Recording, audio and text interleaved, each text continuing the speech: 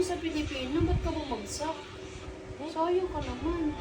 Isa pa to, aralin panlipunan. Pero mataas na may iba, pero bagsak sa ano. Mataas siya sa MAPE. Tsaka sa English, science, tsaka math. Ay, yung math, bagsak. Baby, ang dami pa pang bagsak. Ano nangyari? Nag-aaral ka po bang mabuti? Anong ginawa mo? Anong ginawa? Ba't bagsak ka? Bumaba. Hindi ko alam. Anong hindi ko alam? Hindi ka nagpasa siguro ng mga assignment dito, no? Hindi nagpasa ang assignment. Eh, bakit ka nga bumagsak? Hindi ko alam. Kung Yung nag-aaral grades, yung mga score mo, kamusta naman? Saan? sa mga ano, School. exam. Kamusta naman yung grades mo doon? Nakita?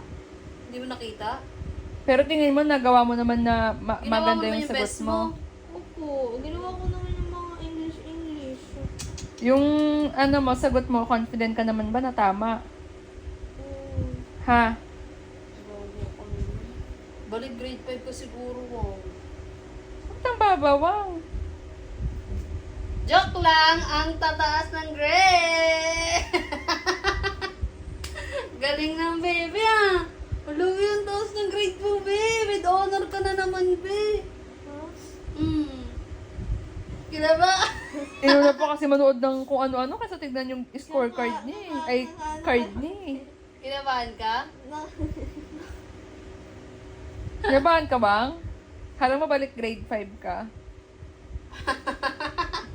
Stress siya eh. Hindi ko alam. Puro 91 mo, puro 92, 95. Galing mo.